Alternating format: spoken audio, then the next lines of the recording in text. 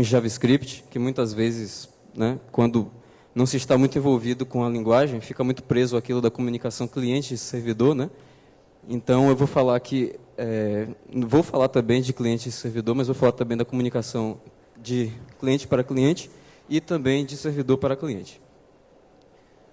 Então, só falando rapidamente sobre mim, eu sou bacharel em Ciência da Computação pela UFBA e sou mestrando lá também em Computação. E atuo como desenvolvedor de software para algumas organizações, a Cifernet, que é daqui do Brasil mesmo, que atua na área de crimes cibernéticos. O Midan, que é uma organização da Califórnia, que eu atuo como desenvolvedor Drupal. E a Colivre, que eu sou mais um entusiasta do que faço alguma coisa, mas também estou relacionado. E alguns softwares livres que eu contribuo, o Nosfero, o Drupal, o Inkscape e o Moodle. E mais algumas outras coisinhas que eu mesmo crio. Então, antes de eu começar, se alguém já quiser uma referência boa de JavaScript, eu recomendo esse livro, que se chama JavaScript e as Partes Boas. Então, é um título bastante sugestivo, porque, embora eu goste muito de JavaScript, ainda é a minha linguagem predileta, JavaScript tem muita coisa ruim, tem muita coisa feia.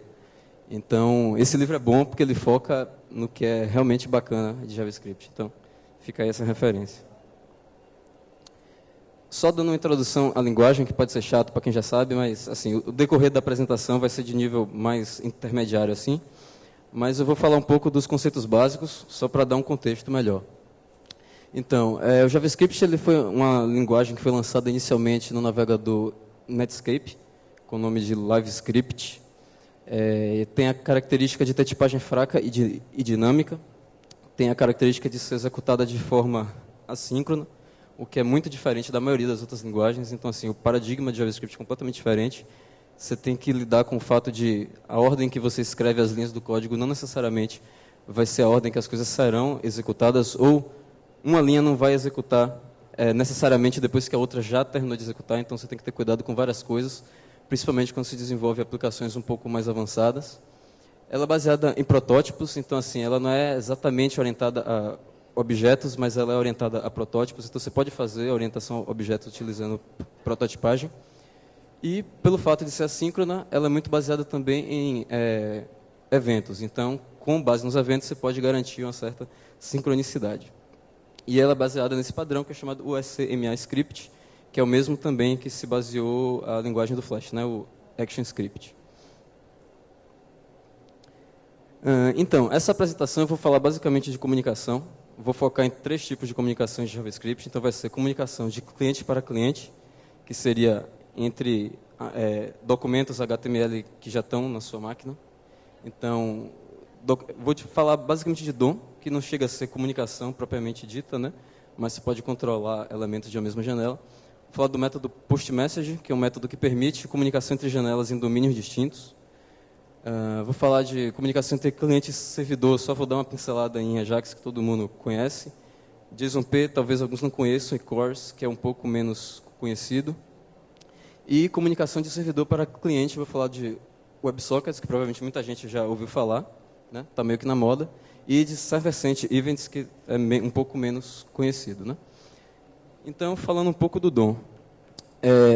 O DOM é uma multiplataforma, é uma forma de você representar os elementos presentes em um arquivo HTML, XHTML e XML, e ele tem uma hierarquia em árvore e uma API que permite navegar por essa árvore, né, e manipular essa árvore. Então, nessa figura aqui, tem um exemplo bem básico de um elemento de uma página HTML, né, qualquer. Então, a raiz seria o document, abaixo dele o HTML, e no terceiro nível as tags head e body, e o que tem dentro de cada tag, né? E geralmente os nós folha da árvore é conteúdo textual, que seria aquele conteúdo que está entre as tags. Um dos objetos que você pode manipular pelo JavaScript, que o navegador fornece para você, é o objeto janela, né? E ele permite, é o escopo padrão, assim, então se você não definir qual é o escopo que você vai trabalhar, qualquer método será aplicado a esse objeto. E quando você está falando de um navegador, cada janela, cada tab tem o seu próprio objeto window. Não vou fazer um exemplo agora não, porque a gente tem muito exemplo para fazer, mas o objeto window é o principal que a gente vai trabalhar aqui na parte de comunicação. Que a gente geralmente não chama window diretamente, se você estiver executando todo o código na mesma página, né? Porque tudo vai estar rodando dentro do mesmo escopo. Então, frames, já vou começar falando que não são uma coisa bacana, mas, infelizmente, hoje, para algumas coisas, você ainda tem que usar frames. Então, quando você tem um frame set, cada elemento também tem o seu próprio documento, né? Se você tiver um iframe, ele tem também a sua própria janela. E esse é só um elemento HTML com um dos exemplos aí, que felizmente a gente não encontra mais muito, não é muito comum encontrar esse tipo de documento hoje em dia, né? Quais são as coisas chatas de fazer quando você tem que inserir um documento no outro utilizando iframes, né? Para começar, ele fica representado como um objeto retangular, né? Se você tirar a borda, tirar algumas coisas, ainda fica um pouquinho mais bonitinho. Nos navegadores mais modernos, você pode tirar o fundo também, então ele pega a transparência e se aplica o fundo da página pi, mas ainda assim não fica muito interessante. Então, para você navegar entre os frames da página, você pode chamar uma lista, né, com o índice na ordem que os frames aparecem, ou chamar pelo nome do frame, né? Existe também o conceito de hierarquia. Então, o pi do primeiro frame é a própria janela, então essas duas linhas aqui são verdade, certo? E, por exemplo, o top sempre vai retornar o nível mais alto de janela, né? Vai ser sempre a página pi no primeiro nível. Então, essa segunda linha aqui também vai ser sempre verdade. Por padrão, eu vou falar isso já nos próximos slides aqui, que é o que faz toda essa forma de comunicação em JavaScript ser um pouco mais complicado, é que, por padrão, não pode ter comunicação entre janelas que estão executando em domínios distintos. Então, uma das formas de você permitir isso é através do cabeçalho xFrame Options, que o servidor web define. Isso é que diz se uma página daquele domínio pode ser inserida como iframe em outra ou não, né? E aqui são os valores que pode assumir: negar, permitir acesso se vier da mesma origem, ou essa última opção permite só de certas origens que você determina. E essas são as formas de você incluir esse cabeçalho tanto na Apache quanto no Nginx, né, que são dois servidores web mais conhecidos. Eu vou mostrar um primeiro exemplo aqui. Então, eu tenho essa página... deixa eu mostrar por aqui que foi mais fácil. Eu tenho uma página HTML aqui bem simples, que tem um frame que tenta incluir a página do Google, certo? E aí, quando eu for ver no console, você vê que a página do Google não foi carregada aqui nesse frame. E o que acontece é que não foi possível mostrar a página do Google nesse frame, porque essa opção xFrame Options só está permitido a você incluir se estiver no mesmo domínio, né? Então, não foi possível incluir um frame nessa página. Isso tudo por causa dessa política chamada política da mesma origem. Então, isso limita o acesso de uma janela a outra por questão de segurança. Pois imagine que se isso não existisse, uma página poderia interferir no comportamento da outra e executar códigos maliciosos, por exemplo. Então, quando a gente fala disso, a gente está falando muito mais que domínio, né? Na verdade, é o protocolo, o domínio e também a porta. Os três têm que ser exatamente iguais para duas páginas ser consideradas da mesma origem. Então, aqui eu tenho 3 exemplos ali em verde. São páginas que são consideradas vindo da mesma origem, e aqui em vermelho não, né? Porque ou o subdomínio é diferente, o protocolo é diferente, ou então a porta. Eu vou mostrar alguns exemplos aqui em que isso fica mais claro.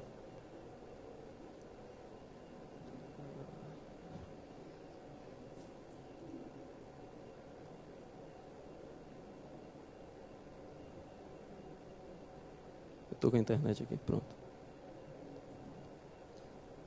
Então, aqui eu tenho uma página que tenta incluir um arquivo que está em um outro domínio, certo? Isso aí eu vou conseguir porque esse servidor é meu e não está setado aquela opção de não permitir a inclusão em frames. E dentro dessa, eu tenho um script aqui que tenta alterar a localização dessa página que está carregada nesse frame, certo? Por que é que eu consegui fazer isso e não deu nenhum erro aqui? Porque, estranhamente, você pode alterar a localização de um frame, pode carregar um outro documento nele, mas você não pode acessar esse objeto, location. Se eu quisesse apenas ler o valor do atributo, eu não conseguiria, mas eu posso alterar o caminho. Mas também é o máximo que eu consigo fazer se forem documentos em origens distintas. Um outro exemplo aqui. Eu tenho uma página HTML que carrega esse mesmo documento e eu tenho um script que tenta pegar a localização. Eu botei aqui para ele imprimir um alerta na tela com aquele atributo localização e não rolou. Por quê? Isso é considerado acesso. Apenas você tentar acessar a localização daquele frame já é considerado. Então, ele mostra aquele aviso ali de que, como eles não têm o mesmo protocolo, domínio e porta, então não foi possível acessar aquele valor. E no último exemplo, para mostrar esse conceito na prática,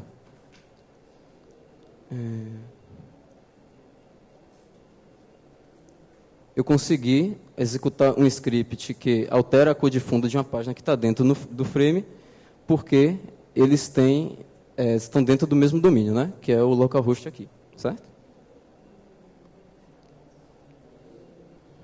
Beleza. Então, naturalmente, não é possível comunicar entre janelas diferentes. Uma forma de fazer isso é com uma nova funcionalidade que vem junto aí com o HTML5, junto com várias outras novas, que é o chamado Post Message. Né? Então, o Post Message ele tem suporte em todos os navegadores modernos e permite a comunicação entre janelas de forma segura. Por que segura? Porque tanto a origem quanto o destino, as duas janelas que tem que conversar, vão determinar quem pode ser remetente e quem pode ser destinatário. Então, a forma de chamar é bem fácil. Você só chamar o método postMessage, que é o método da janela, passando algum dado e um domínio de alvo. Né? Esse alvo pode ser quais os domínios são permitidos a receber aquele valor, e pode ser também um asterisco, aí quer dizer que todo mundo pode, todas as janelas, independente de origem, pode receber esse valor. Claro que essa prática não é bacana, né? Isso é o furo aí de segurança que pode ter. E o data pode ser qualquer tipo de objeto JavaScript, certo? Mas em algumas versões do Internet Explorer você tem que mandar como string. Ainda que seja uma string serializada, você não pode mandar objeto direto. Tem que mandar string serializada e aí do outro lado fazer a avaliação dessa string e converter. Então, eu vou mostrar um exemplo disso aqui na prática.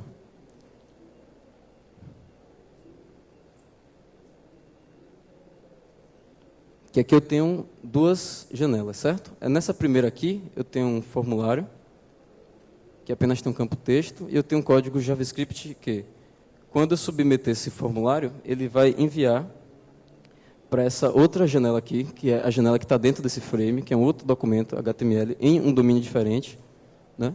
Aí, repara que o domínio aqui é Debian e aqui é localhost. Os dois apontam para a minha máquina, mas são domínios diferentes. E aí eu estou limitando, dizendo que o destinatário só pode ser esse domínio. E aí, na página do outro lado, se posso mostrar aqui. Na página do outro lado, eu defino um evento, certo? Que é um listener, que sempre que ele receber uma mensagem nova, eu vou imprimir em um dos elementos dessa página qual foi o dado que eu recebi. E se a origem for diferente do que eu espero, aí ele para, certo? Então, você tem que ter tanto o receptor quanto o emissor tem que definir essa questão de segurança, né? Quem pode ler e quem pode receber. Então, se eu escrever aqui uma mensagem, ele vai imprimir aqui, certo? Tudo baseado em eventos.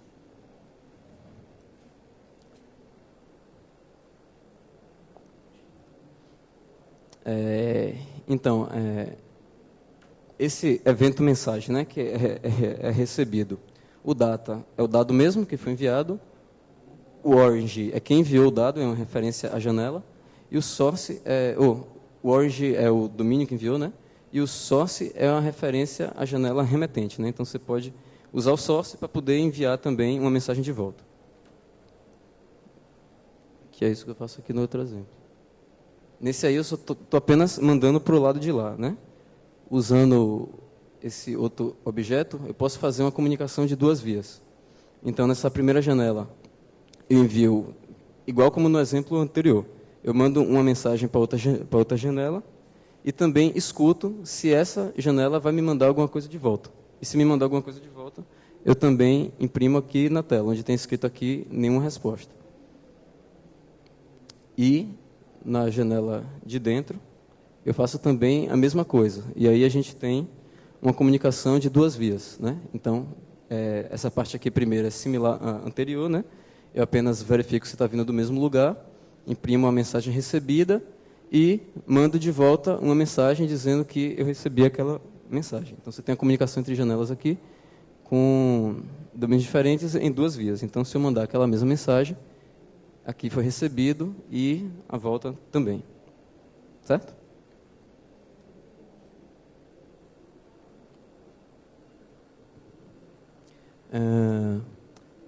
Certo. Então, essa questão de segurança é o mais importante, né? Então, só um resumo aqui.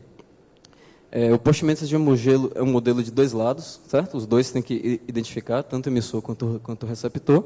E como uma boa prática é sempre verificar, sempre definir quem tem que ser o destinatário e, do lado do destinatário, definir quem tem que ser o emissor, certo? Para evitar sempre, enfim, que tenha algum tipo de interceptação indevida ou, enfim, ou então recebimento também.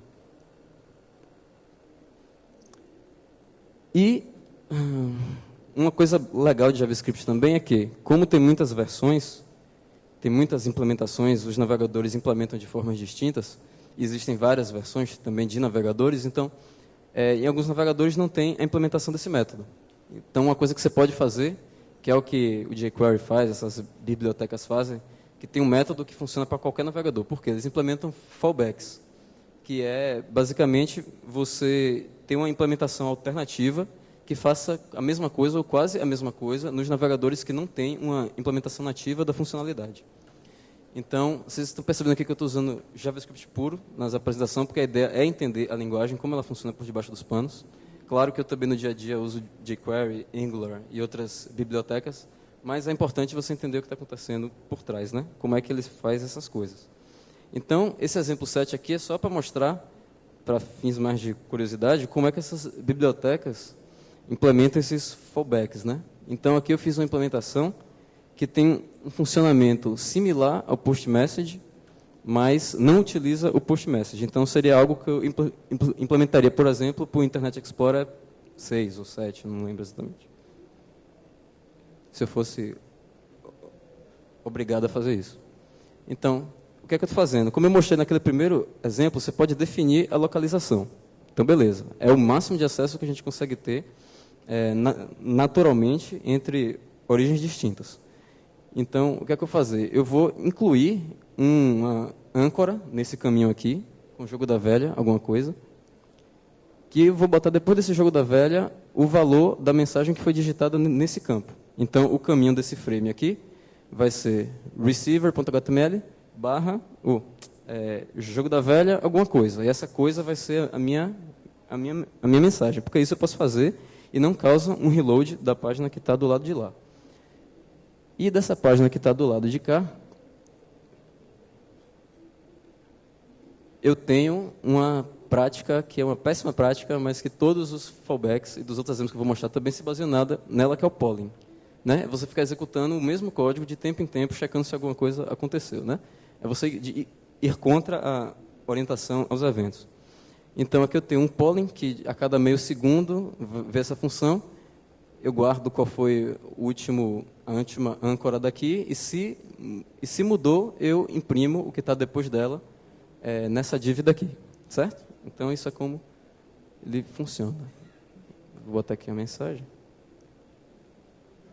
E chegou lá, certo? Agora, imagine se a gente estivesse trafegando dados, objetos mais complexos, isso aí teria uma performance péssima, porque essa função ia ter que executar de tempos em tempos. Mas é só uma demonstração para mostrar que essas bibliotecas não trabalham com mágica, né? Então, utiliza a característica das linguagens e os limites que a linguagem põe a cada uma dessas funcionalidades para poder implementar uma funcionalidade alternativa.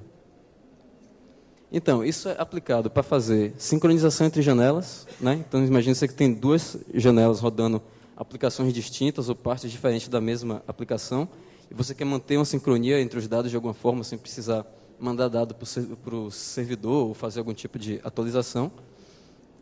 Eventos também. E isso é muito usado para fazer widgets. Então, a maioria desses widgets para Facebook, para Twitter, para rede social no geral, é baseado nessa funcionalidade, certo? Algumas extensões também, do Chrome, etc. Então, isso é muito, muito útil para isso, porque você mantém grande parte da execução no lado do cliente e evita o overhead no lado do servidor. Certo? Então, isso foi a parte de comunicação entre cliente. Quem tiver alguma dúvida pode perguntar no final também. No final da apresentação tem um link com todos os códigos e os slides. Tem um targz lá com tudo, então quem já quiser baixar, no final vai ter o link aí. Então, agora vamos sair um pouco do navegador e incluir um servidor na jogada. Então, para a comunicação cliente e servidor, o mais comum é o Ajax, que todo mundo conhece, então eu só vou dar uma pincelada bem rápido aqui, só para contextualizar, né? Ela começou, por incrível que pareça, com o Microsoft desenvolvendo o ActiveX, e depois o Google tentou fazer uma versão um pouco mais padronizada lá em 2004, 2005 com o Gmail, né? Não sei se vocês lembram, mas o Ajax começou a surgir junto com o Gmail. Foi a primeira grande aplicação assim dessa tecnologia. E lá em 2006 o W3C começou a trabalhar num draft para tentar padronizar o objeto XML HTTP Request, que é utilizado para fazer requisições do tipo Ajax, certo? Mas também possui a mesma limitação de só permitir comunicação entre janelas de uma mesma origem. Então, o que é que vai acontecer? Aqui é que se eu tiver uma comunicação entre uma mesma origem, se eu mostrar esse código aqui. Esse script aqui eu vou tentar carregar uns dados em JSON que estão nesse mesmo domínio e vou tentar imprimir uma chave desse objeto JSON, certo? Eu faço uma requisição Ajax aqui. Se foi bem sucedida, faço uma avaliação desse JSON e vou imprimir uma chave desse valor. Então, vou clicar nesse botão para fazer a requisição e ele retornou o valor, né? O valor é o que está aqui nesse objeto JSON que foi retornado, certo? E eu botei aqui algum exemplo só para mostrar que esse objeto pode ser de vários tipos, né? Então, aqui eu tenho uma lista, aqui eu tenho um número, aqui eu tenho um outro objeto, e você pode ter níveis de encadeamento vários aí. E agora um outro exemplo entre origens distintas, aí normalmente não funcionaria, porque o padrão é que ele não permite esse tipo de comunicação. Então agora eu vou tentar fazer uma requisição para esse outro domínio aqui, certo? E repare que nada aconteceu. Se eu for ver os erros, vai dizer que essa origem aqui não é permitida por essa diretiva a fazer uma requisição a esse outro domínio. E que diretiva é essa aqui? Eu vou falar um pouco mais lá na frente. Antes de falar do jeito certo de resolver, eu vou falar de uma técnica que foi usada durante muito tempo para poder burlar isso aí, que é o chamado JSON-P, né? Seria o JSON, que é a notação para objetos de JavaScript, com pad, né? Com uma chamada, uma função ao redor. Então, é apenas uma técnica, mas como em computação tem essa mania de dar sigla para tudo, né? Mas não tem nada de novo, é só uma técnica. Então, em que se baseia essa técnica? Em algo chamado Script Element Injection, que nada mais é do que adicionar scripts à página de forma dinâmica. Então, aqui eu tenho um exemplo do que seria uma requisição de JSON-P, seria essa página incluir um script que chama algum arquivo, né, que pode estar em um domínio distinto, porque para você incluir arquivos externos não tem essa limitação de ser entre domínios diferentes. Você pode incluir um script que está em outro lugar, uma folha de estilo que está em outro lugar, um favicon e uma imagem e várias outras coisas. E aí você passa um parâmetro que seria o nome de uma função. E o nome dessa função é retornada ao redor do JSON que você retornaria. E essa função tem que estar implementada no lado do cliente, e essa função é que faz o passing dos dados de fato. Por quê? Isso aqui ainda é a inclusão de um script. Então, esse arquivo tem que ser um JavaScript válido.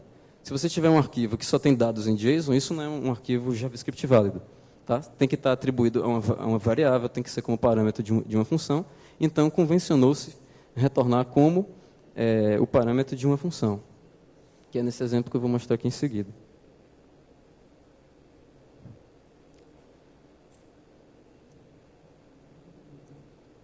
Então, eu tenho aqui um código que tem um script, né? E quando eu submeter esse formulário para fazer a requisição, o que é que ele vai fazer de fato?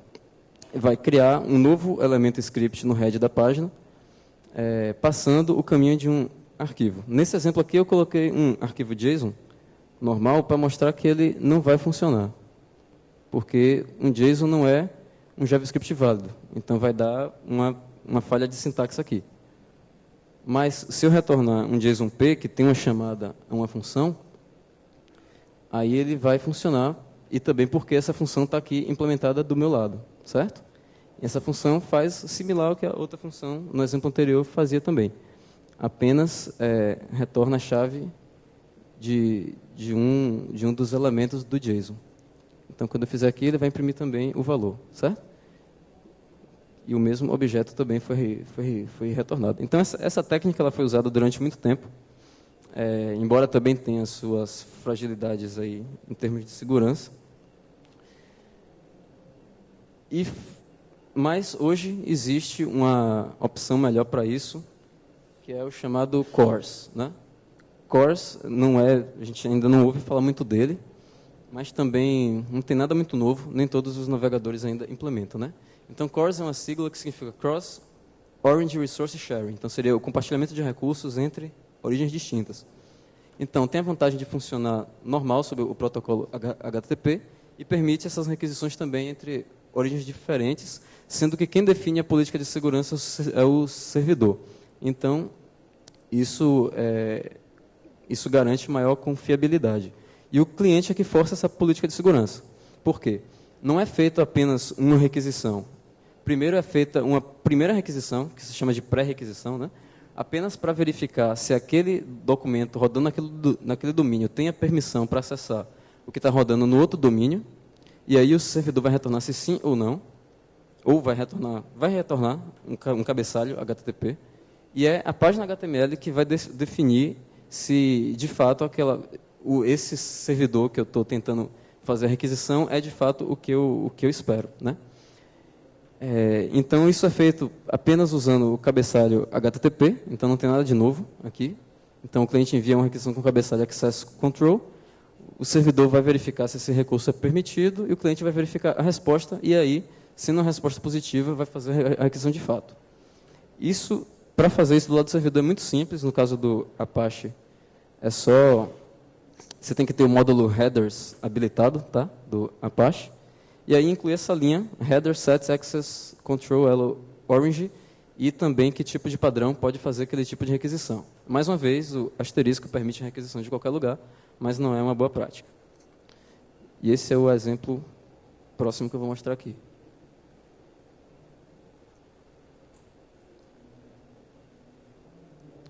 Então, eu tenho aqui um script que vai... Então, assim, a cara dele é muito parecida com o Ajax normal. Então, quando eu submeter esse formulário, eu vou apenas fazer uma requisição para um arquivo JSON, e aqui vai ser JSON mesmo. E, se essa resposta for bem sucedida, eu vou fazer um parser do JSON retornado para convertê-lo em um objeto e vou imprimir uma chave dele, certo? E aí funcionou. E não imprimiu nada aqui na tela. Por que funcionou? Porque eu fiz essa requisição agora para um outro domínio, Kaiosba aqui, que também retorna a mesma página, mas eu tenho essa regra definida no meu arquivo htaccess, que eu vou abrir aqui.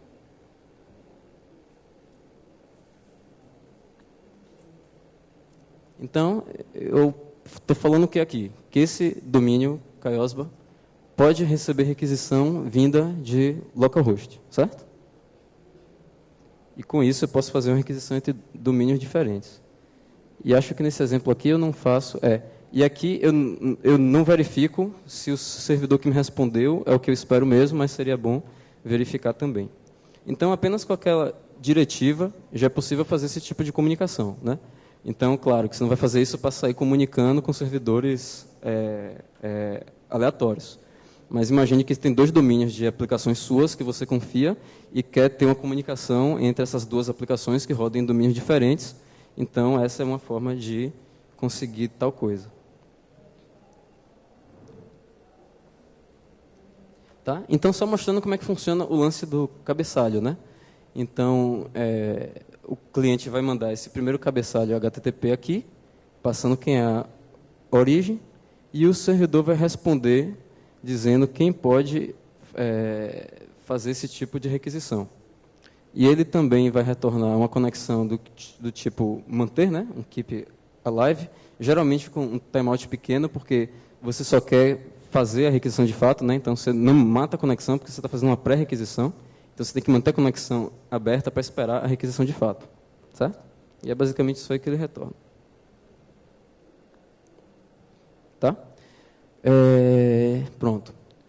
E com isso a gente passa a parte da comunicação de cliente para servidor. E agora vem um outro aspecto que também não é muito conhecido no JavaScript, que seria a comunicação de servidor para cliente. Tá? Então, o cliente não precisa mandar uma requisição. Ele vai escutar de alguma forma algum evento, e a iniciativa de enviar os dados é de responsabilidade do servidor. Então, uma dessas formas, vou falar de duas formas aqui que tem uma diferença básica. Tá? O primeiro é o Server-Sent Events. Então, seriam eventos enviados pelo servidor, que é um stream de dados que vai do servidor para o cliente, que funciona também sobre HTTP plano, sem protocolos especiais. Tá? Agora, a diferença principal para o outro exemplo que eu vou falar, que é o WebSockets, é que Server-Sent Events é uma comunicação do tipo Half-Duplex, né? Então, significa que você não manda e recebe dados, você só recebe, no caso. Ou você só envia, perdão. O servidor envia, né? Só o cliente recebe. E a utilidade principal é você evitar aquilo que eu mostrei no exemplo do fallback, que é fazer polling. E fazer polling usando o código JavaScript já pode ser ruim para o processamento da máquina do cliente. Agora, imagine fazer polling de requisição XHR, né? O overhead HTTP que isso gera. Então, você tentar ficar esperando que alguma coisa atualize na página, fazendo um set interval lá, e de tempo em tempo fazer uma requisição nova, imagine o overhead que você gera de conexão. Se você utilizar uma forma de conexão dessa, você abre apenas uma conexão HTTP, que vai ficar aberta aí durante um tempo, limitado pelo cliente, que pode voluntariamente matar a conexão, ou limitado pelo servidor, que pode definir um tempo máximo que essa conexão tem que ficar aí, né? Então, é uma boa opção quando WebSockets não são uma opção, porque o WebSockets, além de ser mais robusto, permite o full duplex, né? Você pode enviar e receber dados, então você tem uma comunicação de duas vias. Então, mas se não fosse o caso, o Server-Sent Events é pode ser uma boa opção. Tá? Então, esse é um do próximo exemplo que eu vou mostrar.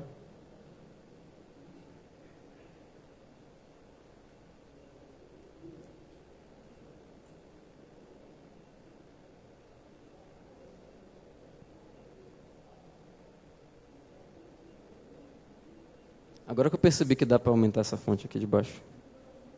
Vários anos usando isso, eu nunca tinha notado. Na verdade, eu estava tentando aumentar essa fonte. Enfim. Então, aqui eu tenho um outro código HTML bem simples, que mostra o exemplo mais minimalista e básico possível de fazer uma comunicação utilizando Server-Sent Events. Então, basicamente eu verifico se o browser tem suporte, né? Esse suporte é definido pelo objeto Event Source, assim como as comunicações por Ajax são definidas pelo elemento XML, HTTP Request e assim por diante, assim como várias outras APIs do HTML5 são definidas por algum objeto no nível da janela. Então, eu apenas verifico e, se tiver suporte, eu vou instanciar uma nova fonte de eventos, né? Um novo Event Source, onde eu passo como o único parâmetro obrigatório que tem é um caminho para um stream de dados, certo? Então, aqui eu tenho um script em PHP que eu vou mostrar o código também aqui, que basicamente fica também escutando e mandando essas coisas. Se o navegador não tivesse suporte, ele ia apenas imprimir um alert na tela falando sem suporte. E a forma de escutar os eventos é muito parecido com aquele exemplo que eu mostrei do post message para comunicação de cliente para cliente. Então, eu apenas adiciono um listener aqui para o event source que eu instanciei, digo que eu quero escutar eventos do tipo message, e quando esse evento for capturado, eu vou executar essa função, que recebe como parâmetro o próprio objeto do evento, faço a velha verificação de segurança, para verificar se é de um servidor confiável, e caso seja, eu vou imprimir os dados que ele retornou aqui, certo? Então, do lado do cliente, é bem simples. Apenas instancia uma comunicação com alguma fonte de dados e fica lá escutando, certo? E agora eu vou mostrar do lado do servidor, é um pouquinho mais complicado.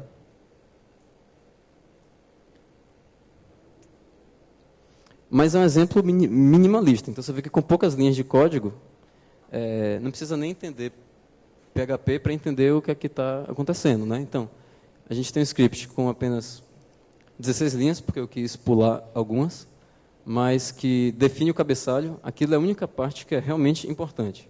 Então, você tem que definir que o tipo de conteúdo que você está retornando é um event stream, certo? Para evitar que o servidor envie dados maliciosos, um binário ou de algum outro formato.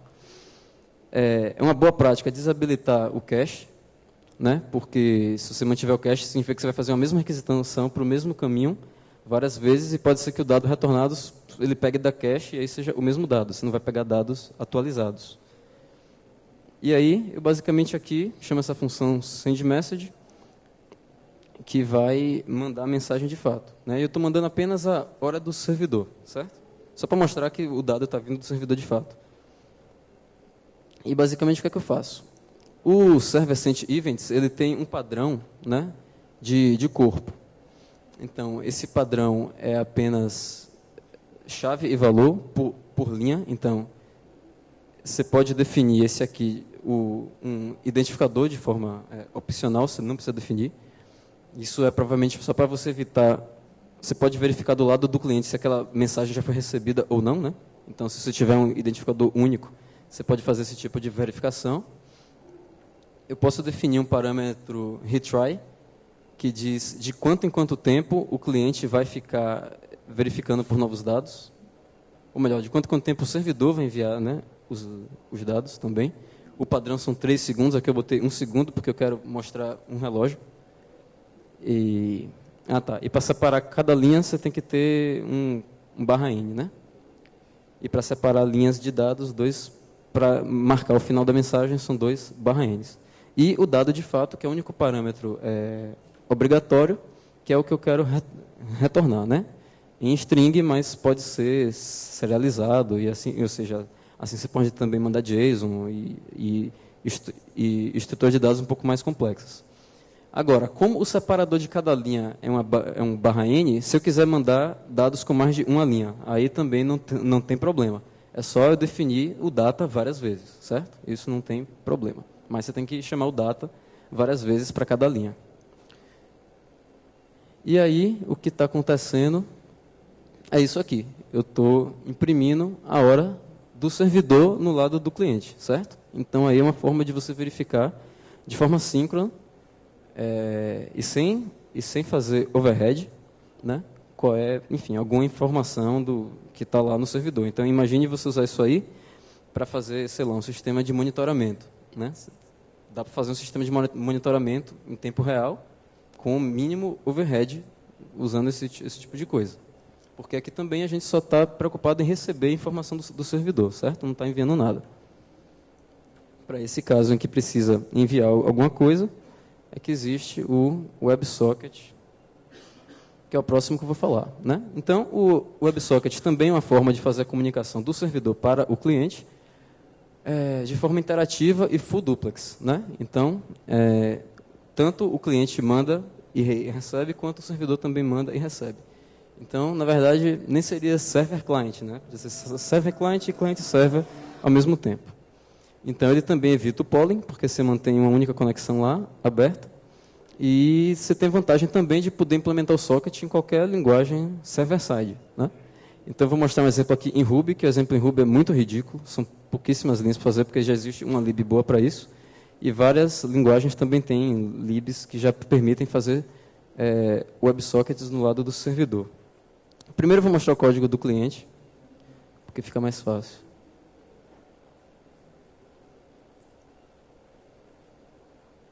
Então aqui eu tenho um formulário parecido com aquele dos primeiros exemplos, né?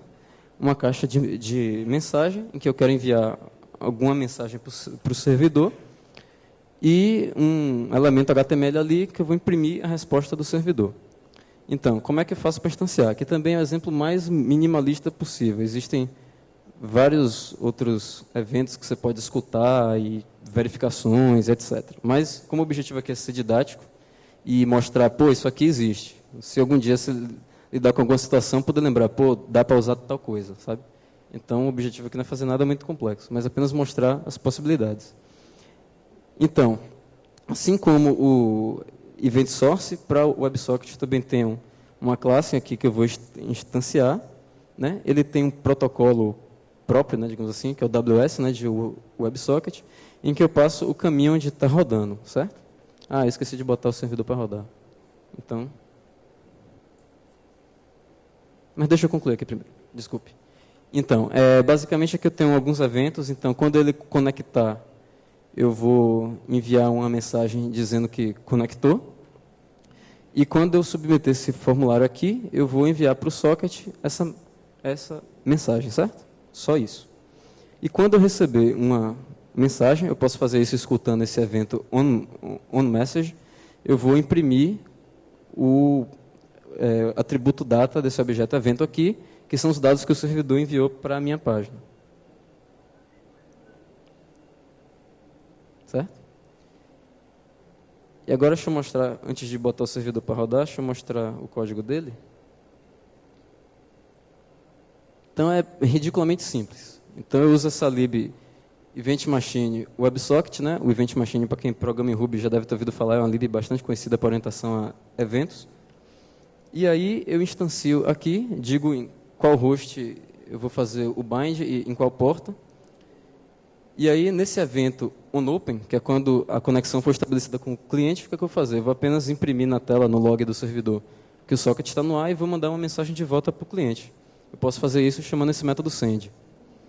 E quando eu receber uma mensagem, né, também é similar à sintaxe no lado do JavaScript, é o mesmo evento, né, onMessage, eu só vou imprimir na tela e vou também mandar de volta dizendo para o cliente, ó, eu recebi essa mensagem aqui de você. E, ao fechar a conexão, eu imprimo fim no final, certo? Então, eu vou botar esse servidor aqui para rodar. Tem vários outros eventos também, né? Lá na documentação do Event Machine tem tudo. Tá? Então, o servidor já deve ter subido aí, ele não vai avisar que está rodando.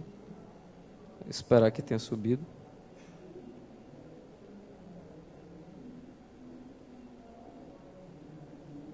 Deixa eu ver se ele rodou aqui.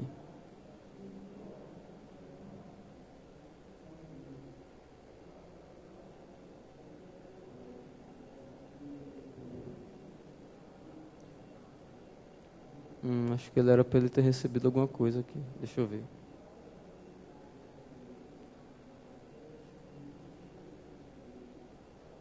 Recebido alguma coisa aqui também não.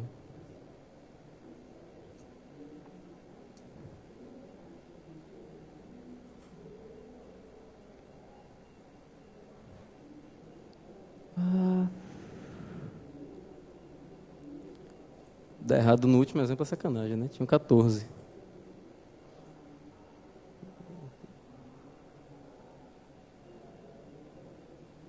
Deixa eu ver aqui. O caminho está certo. Vou mandar de novo. Beleza. Agora foi. Bom, então, enfim. Então, eu estou conectado no servidor, certo? Só continuar, recebi esse conectado que o cliente mandou no evento ao abrir a conexão. E eu vou mandar uma mensagem para o servidor agora. E aí, pronto. Já foi, já voltou, né?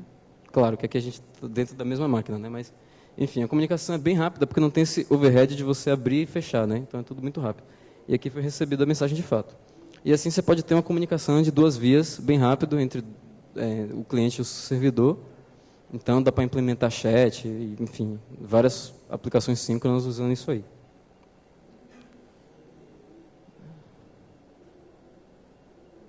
E, bom, é isso aí. Eu corri, consegui fazer no tempo. Espero que tenha dado para entender. Se não der para entender, esse caminho aí, tinyurl.com/fizzly14 caiosba, tem os slides e tem todos os arquivos, tanto os HTMLs quanto os arquivos de servidor. E aquele é o meu Twitter, aquele é o meu e-mail, qualquer coisa pode entrar em contato. Se tiver alguma dúvida, pode fazer a pergunta agora também. Obrigado.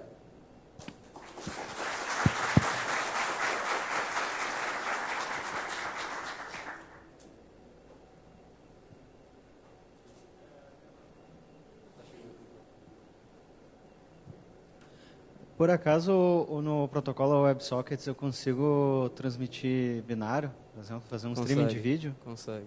Consigo? Eu não vi muito sobre isso, não. Eu vi que tem uns exemplos de como fazer. Eu só fiz experimentos, também nunca usei o WebSocket em produção, assim. O PostMessage eu já usei e tal. Mas esse aí eu só fiz uns experimentos e vi o que dá para fazer. Mas, a princípio, dá sim. Agora, eu não sei o quanto de overhead isso gera e como é que ele... Que tipo de cuidado você tem que ter no lado do servidor para tratar esse tipo de coisa. Mas, a princípio, rola.